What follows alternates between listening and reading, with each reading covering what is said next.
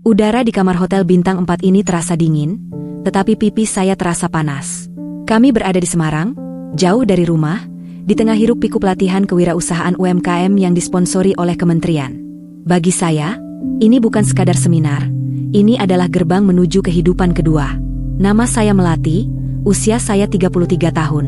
Saya membawa mimpi kecil dari dapur rumah kontrakan saya, sebuah usaha kue kering dengan resep warisan ibu. Namun, modal saya cekak, dan jaringan saya nol. Kehadiran saya di pelatihan intensif selama 5 hari ini adalah taruhan terakhir. Saya harus mendapatkan dana, koneksi, atau setidaknya ilmu yang cukup untuk tidak bangkrut. Disinilah Bapak Danu masuk ke dalam hidup saya. Danu adalah mentor utama kami, seorang pakar bisnis dan investasi yang karismatik, matang, dan sangat disegani. Ia berumur awal 40-an, mengenakan kacamata berbingkai tipis, dan memiliki cara berbicara yang meyakinkan, membuat setiap UMKM merasa seolah-olah mereka adalah raksasa yang tertidur. Danu adalah penentu nasib. Ia memegang kunci kepada juri investor pada hari terakhir.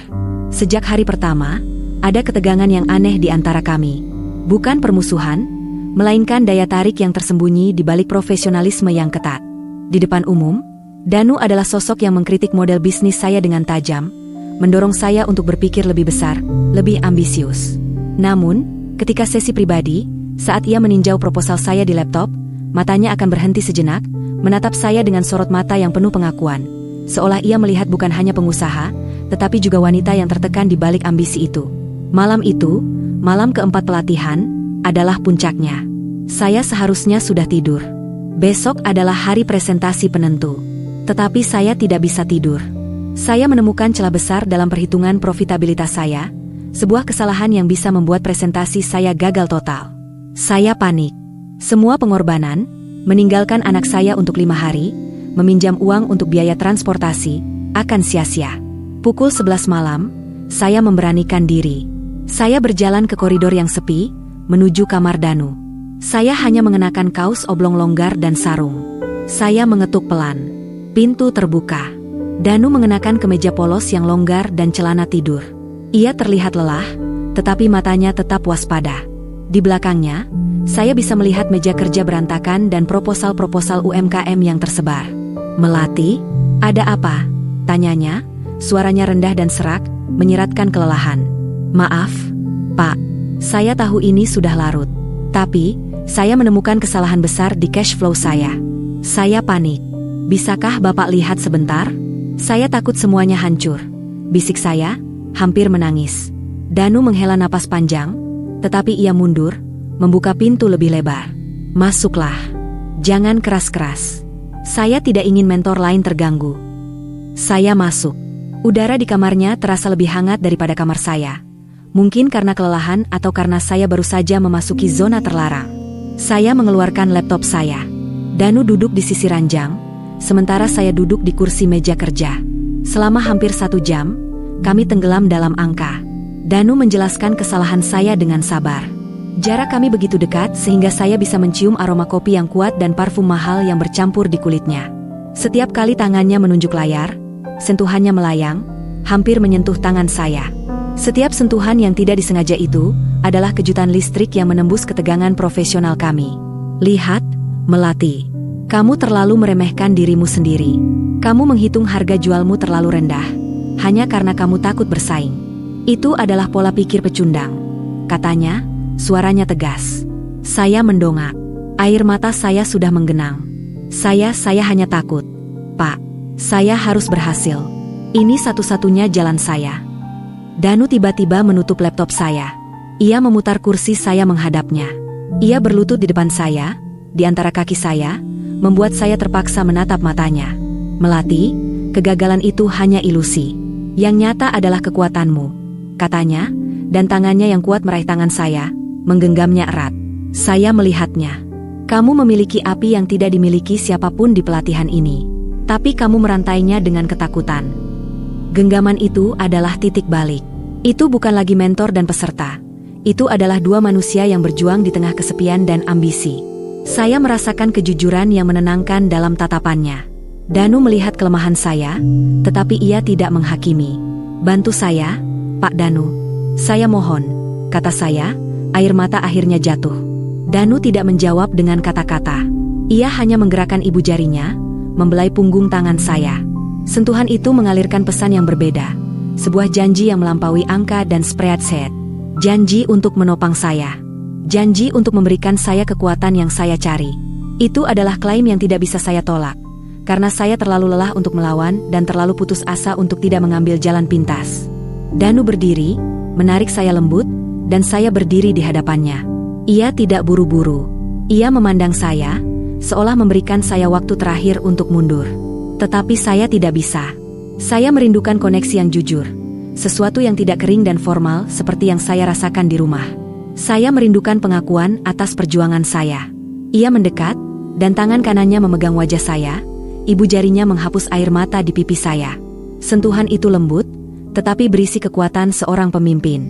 Ciuman itu datang perlahan, sebuah eksplorasi yang hati-hati. Itu adalah ciuman yang menghilangkan semua ketegangan dan kecemasan yang saya bawa dari dunia luar. Itu adalah ciuman yang menjanjikan bahwa besok, segalanya akan baik-baik saja, asalkan saya menyerahkan diri pada kekuasaan malam ini. Saya memejamkan mata, membiarkan diri saya tenggelam dalam kehangatan yang mendalam dan memabukkan. Kami bergerak mundur ke ranjang hotel yang besar dan rapi. Di tengah ruangan yang sepi, kami melepaskan diri dari peran kami. Saya tidak lagi menjadi peserta pelatihan yang putus asa, dan ia bukan lagi mentor yang disegani. Kami adalah Melati dan Danu, dua jiwa yang terperangkap dalam ambisi dan kesepian, yang akhirnya menemukan jalan untuk saling berlabuh. Sentuhan Danu adalah otoritas yang menenangkan. Ia bergerak dengan percaya diri, seolah ia telah merencanakan setiap langkah dari pertemuan ini, seperti ia merencanakan proyek besar. Tangannya memegang pinggang saya erat, mengalirkan sensasi kuat yang membuat napas saya tercekat. Setiap sentuhan terasa seperti penghapusan lembut atas semua kegagalan dan ketidakpastian yang saya rasakan. Gairah yang meledak di antara kami terasa seperti arus listrik yang mengalir deras, membebaskan saya dari sangkar keraguan diri. Saya merasakan kejujuran dalam keintimannya, sebuah pengakuan fisik yang melampaui kata-kata. Sensasi itu membanjiri indera saya, membuat saya melupakan cash flow, marin keuntungan, dan presentasi besok. Untuk sesaat, saya hanya ada di sana, di bawah kendali Danu, merasakan kekuatan yang menopang saya, sebuah kekuatan yang saya butuhkan untuk bertahan hidup di dunia bisnis yang kejam. Saya mencengkeram bahunya, mencari pijakan, seolah ia adalah satu-satunya jaminan kesuksesan yang saya miliki. Itu adalah momen penyerahan total, di mana semua harga diri saya, semua profesionalisme saya, larut ke dalam kebutuhan yang mendesak untuk merasa aman dan didukung. Ketika semuanya mereda, kami terbaring bersisihan, diselimuti keheningan hotel yang dalam. Saya merasakan jantung Danu berdetak di dada saya. Kekuatannya kini terasa lebih lembut, lebih manusiawi. Ia membelai rambut saya dengan kelembutan yang kontras dengan otoritasnya di ruang pelatihan. Proyekmu, Melati, memiliki potensi besar. Kamu hanya perlu sedikit dorongan. Dan saya akan memastikan dorongan itu ada. Bisik Danu, suaranya tenang, menjanjikan kemenangan. Saya tahu apa artinya. Itu bukan janji kosong. Itu adalah perjanjian yang kami segel tanpa perlu tinta di atas kertas. Saya bergegas kembali ke kamar saya. Hati saya penuh dengan rasa bersalah yang memabukkan dan lega yang tak terhingga. Saya kembali menjadi peserta pelatihan UMKM, tetapi dengan rahasia yang berat dan janji kesuksesan di tangan. Keesokan harinya, saya melakukan presentasi. Saya berbicara dengan percaya diri, angka-angka saya sekarang solid. Ketika saya melihat Danu di meja juri, ia tersenyum tipis, sebuah senyum yang hanya saya yang mengerti maknanya. Saya memenangkan dana investasi yang saya butuhkan. Danu adalah orang pertama yang memberi saya selamat. Di depan semua orang, ia menjabat tangan saya erat, dan menahan genggamannya sedikit lebih lama. Saya tahu kamu bisa. Sekarang, kita harus memastikan kelanjutan kerjasama ini, katanya. Suaranya keras dan profesional. Kami berdua tahu, kelanjutan kerjasama, itu tidak hanya akan terjadi di ruang rapat. Saya kini memiliki modal, jaringan, dan kekuatan. Tapi saya juga membawa beban rahasia. Setiap sentuhan Danu setelah itu, di lorong hotel, di acara networking, selalu mengingatkan saya akan harga yang saya bayar untuk semua ini. Saya telah menukar proposal bisnis saya dengan kejujuran sentuhan, dan entah bagaimana, saya merasa lebih hidup sekaligus lebih kotor dari sebelumnya. Rahasia ini akan menjadi bumbu dalam setiap kue kering yang saya jual, sebuah pengingat abadi tentang malam di Semarang, di mana saya merenggut asa saya di bawah kuasa sang mentor.